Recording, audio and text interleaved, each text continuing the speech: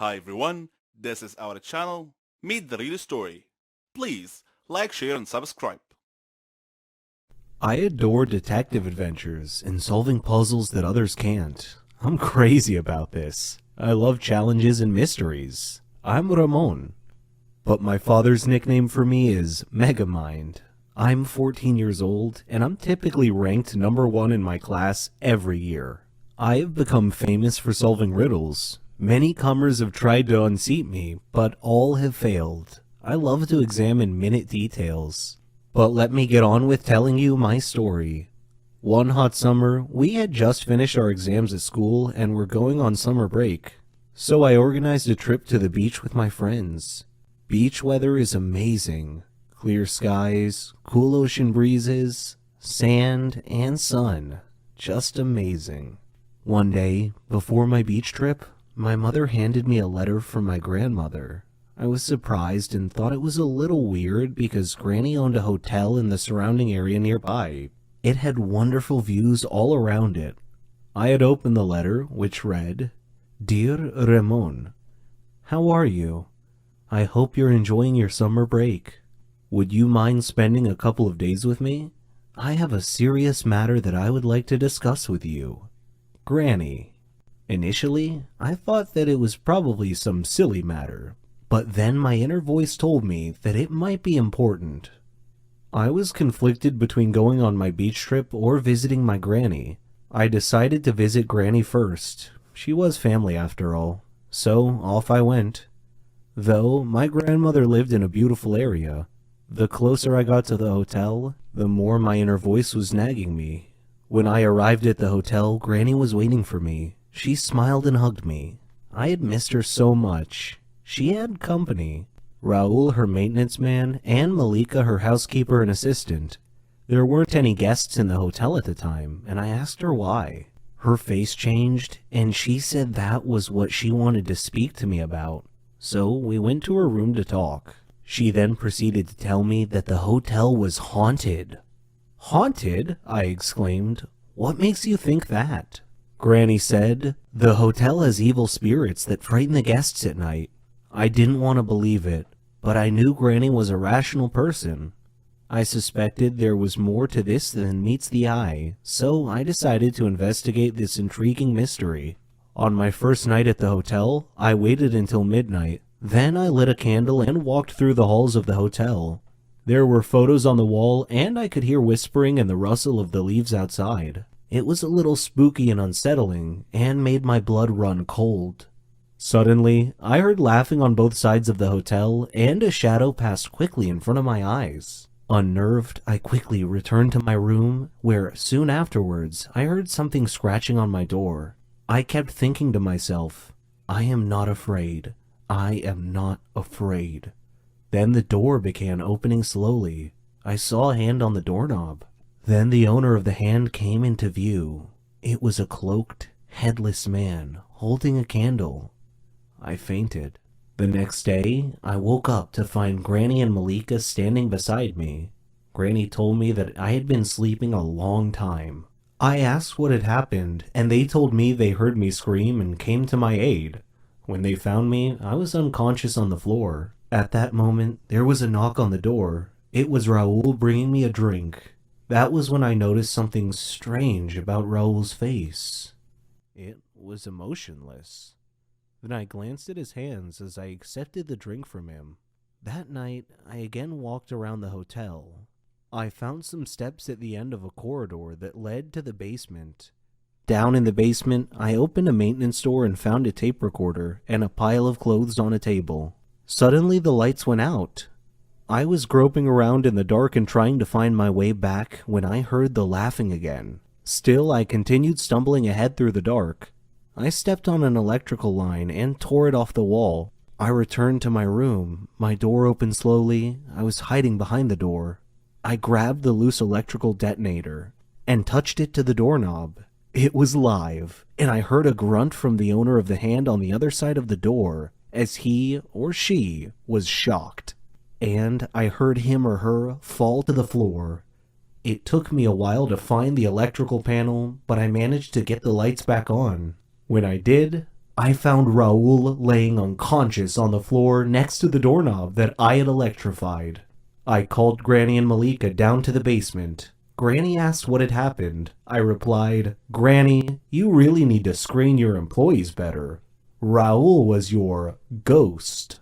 Granny looked shocked and asked me what made me think that. I explained that the hand on my drink today was the same hand I saw on the headless ghost that opened my hotel room door the night before. I also found tools, a tape recorder, and some ghost clothes down here in the basement. In addition, I found the earphones that had been placed around the hotel. Granny was shocked. Raoul woke up about that time, and she grilled Raoul. "Why are you scaring all my guests away, Raoul?" He said, "This hotel used to belong to my family, but you bought it from my grandfather. Well, I wanted it back. Please forgive me." Malika said, "We have to call the police." But I said, "No, wait, I have an idea. Let's renovate and reopen the hotel with a new name. The Haunted Hotel. Our advertising slogan will be, spend a night in a haunted hotel." Raoul can do his ghost thing with the whispers and the laughing. Why, he can even flicker the lights off and on at a random time once or twice a night just to give the hotel a spooky atmosphere. The idea proved to be a big hit. The haunted hotel attracted many tourists, and Granny's business prospered. I had a nice holiday and still managed to fit in my trip to the beach on my summer break. Hi, I am Ralph. I am 19 years old. I have simple secret that I like my mother. Don't judge me, just listen to my story. I had a quiet family, kind mother and loving father. We had stable lives in our far state. But as you know, there is no place for happy life in our world. There was a turning point in life, and it came quickly with me. It was a nice day in our garden. Me, my mother, and my father. My father was sitting under a tree reading a book. Me and my mother were playing football. Suddenly, Mom overshot and the ball went into the street. I was too young to think. I just ran quickly to pick the ball. There was a fast car. The driver was screaming at me, "Stay away!" But I did not. My mother sacrificed herself to rescue me. I fainted, and when I woke up, I saw my mother's blood everywhere. My father was crying. There were a lot of people. Our lives changed to be gloomy. He was surrounding me by many looks. I thought he blamed me because of her death. He was so sad. I left my friends. I did not talk with people. I was just 8 years old. I was thinking of killing myself. I would like to escape from this blame. Suddenly, my father decided to marry. I shocked because I could not imagine any other woman instead of my mother at home. He said in a firm voice, "She will be at home soon." He asked me to be a good boy. I entered my room and started crying. I could not imagine. But I decided to annoy her. When she prepared food, I immediately threw it. Her only reaction was a kind smile. While my father was staying at home, I insisted by bothering her by doing a lot of noisy things. My father was shouting, and she always protected me. I said to myself, maybe she is a good woman, and she loves me. One time, while she was cooking, she had a phone call from a hospital. It was an urgent matter.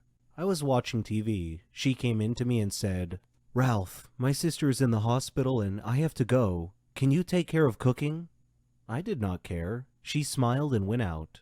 I went to the kitchen and turned up the heat to burn the food. But the fire did not just burn the food, it started to burn home too. There was fire everywhere. I could not breathe. Then I fainted. I woke up, but I did not know where am I. I looked around and saw my stepmother sleeping. She looked exhausted, and there was cinder on her face. Suddenly the door opened, and I discovered that I was in the hospital. The nurse said, "Get well soon." I asked her what happened. She told me that there was a big fire at our home, and my mother is a brave woman. She entered home and rescued me in the last moment. I looked at her. I discovered that she is a great woman. She woke up suddenly and asked me, "Are you okay?" I hugged her and cried. I said, "Sorry for everything." She said, "It is okay. I can understand." I considered her my mother. I started to help her in everything at home. She helped me a lot. I supported her a lot until her last illness. Today, I'm standing in her gravesite. I want to tell her that I love her a lot. Most people I saw hated and cursed at me, and some treated me more kindly and gently than usual. It was very confusing, to be honest. I didn't know the reason for people's animosity towards me, but I thought perhaps it had something to do with my mother. Before telling my story, let me introduce myself. My name is Maria. I lived in a poor neighborhood fraught with drugs and death. People who lived there were mostly losers. Growing up, people have always looked at me with disdain, for no good reason. People ostracized me. I had no friends, no one to speak to. When I would return home, I'd ask my mother why people didn't like me. She wouldn't answer. She'd just cry and smile sadly. She would often tell me to ignore people's looks. But how can I ignore the looks of everyone around me? It was the biggest mystery in my life. I didn't know if my father was alive or not. The only thing I knew about my father was how he looked, from a picture on our wall. And if I asked about him, my mother would only tell me that he traveled, and he never came back, that she didn't know anything about him, almost as if he were dead. But I suspected that she wasn't telling me the whole truth, and I thought people in our neighborhood knew something I didn't. Perhaps that was the reason they hated me so much. Aside from this problem, I was a clever girl at school. I dreamed of having a good position in life to make my mother proud of me. One day, as I was returning home from school, I felt that someone was following me. I turned around once, but saw no one. The second time I turned around, I saw a man. He was wearing a mask. I was afraid, and I ran home to my mother. She was worried, and she just hugged me. It happened a lot after that. It seemed like everywhere I went, that man just happened to be there. I spent a lot of time thinking about it, who that man could be. Eventually, I graduated and got a job with a well-known company. We left our poor neighborhood and rented a flat in a good area. I had almost forgotten about the mystery man who used to follow me often. Then, one day, a poor man came into my office. He handed me an envelope. Smiling, he told me to say hello to Isabella, then disappeared, leaving me with even more questions. Who was he? And how did he know my mother? I returned home, told her about this man, and showed her the envelope. She looked worried and asked me to quickly open it for her. When I did, I found something unexpected. One old photo of him, and a recent one. I didn't know it then, but that man was my father, and all I did was walk away. I curiously began reading the letter. It said, "Dear Maria, I am sorry for everything. Sorry for the suffering I caused you and your mother. Sorry for not being there with you as you grew up. I hope that you can both forgive me. Please tell Isabella that I never forgot about her, or you. I love you two so much." I looked at my mother. She was holding the photographs and crying quietly. So the mystery man who had often followed me home had actually been my father, watching me from afar. I asked my mother, "Why did you hide the truth from me? Why didn't you tell me where my father was all these years?" She replied, "I was afraid to shock you with the news that your father was in prison for killing someone." And I gasped, "Killing someone?"